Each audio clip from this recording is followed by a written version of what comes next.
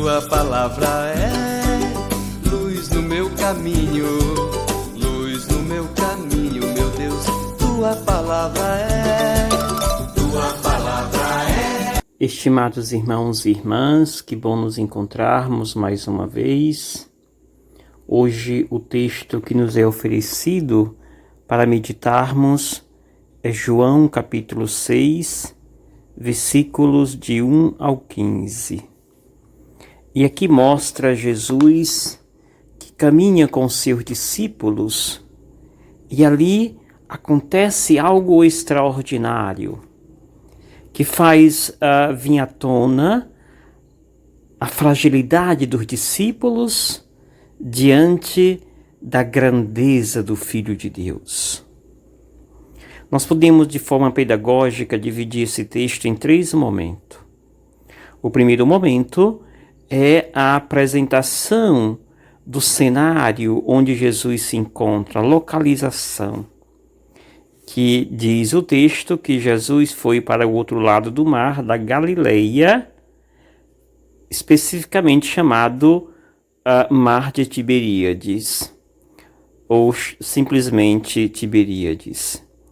E ali situa Jesus que o seguia uma grande multidão que buscava os seus sinais que ele costumava operar entre os doentes, os enfermos, aquelas pessoas que precisavam. E ali coloca Jesus que sobe ao monte e sentou-se aí com seus discípulos.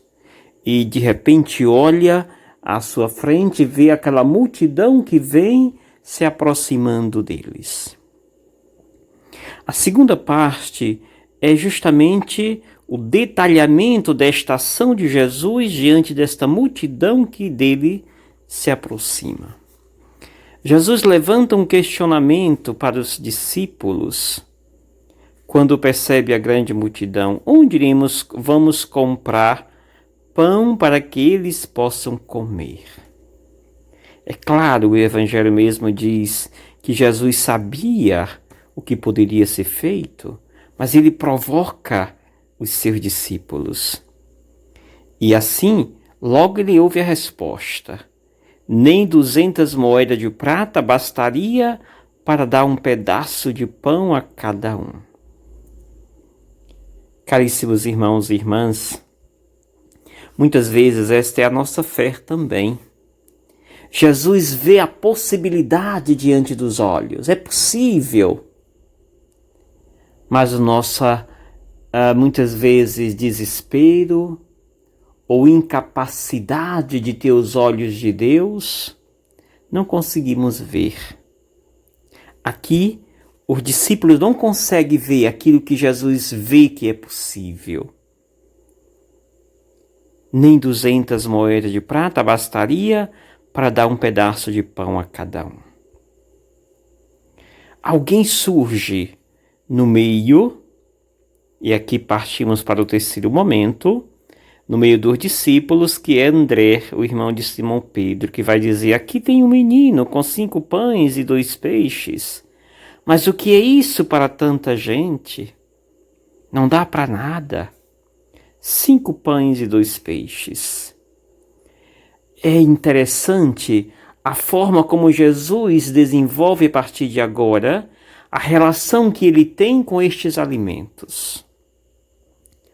Pães e peixes. Jesus tomou os pães, deu graças e distribuiu aos que estavam sentados. Tomar, ou seja, receber os pães, abençoar, dar graças a Deus por este alimento, e em seguida distribuir. Aqui está o grande segredo para se saciar a fome de milhões de pessoas que nesse momento no mundo e no nosso Brasil perece de fome. Se nós soubéssemos e não tivéssemos esquecido este princípio, ninguém passaria fome. se nós conseguíssemos ver que tudo que nós conseguimos e conquistamos não é fruto de um esforço meu apenas, mas antes é fruto da bondade inesgotável de Deus. O que acontece é que nós assumimos como posse nossa, como objeto meu. E se é meu, eu não dou para ninguém. Eis aqui o grande erro que nós fazemos.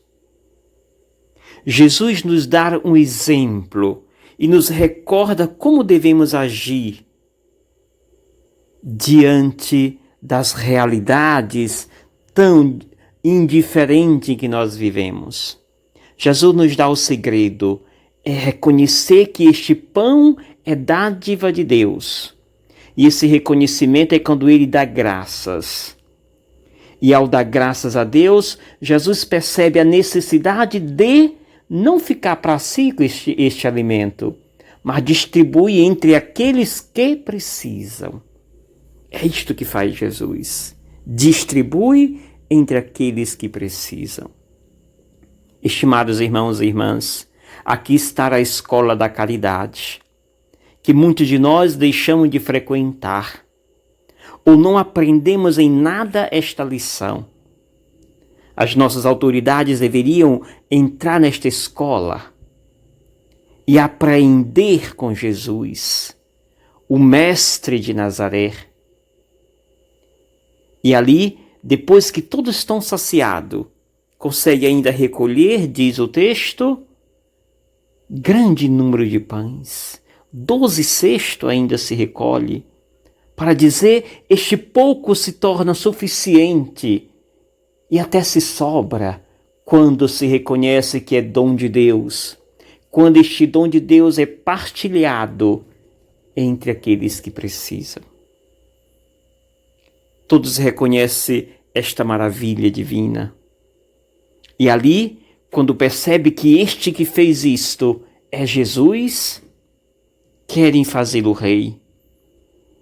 Mas Jesus imediatamente desaparece e vai sozinho para o monte, onde ali ele fica a sós com o Pai. O convite de hoje que nos faz este Evangelho: entremos na escola da caridade. E esse tempo que nós passamos tão difícil é um tempo necessário e oportuno para revisitar a escola da caridade. Deus espera que nós entremos nesta escola e comecemos a exercer as lições que ali aprendemos e que são ensinadas. O Mestre Jesus é aquele que nos transmite, que nos ensina. Que o Senhor nos abençoe em nome do Pai, do Filho e do Espírito Santo. Amém. Gratidão. Cristo ressuscitou, aleluia, venceu a morte com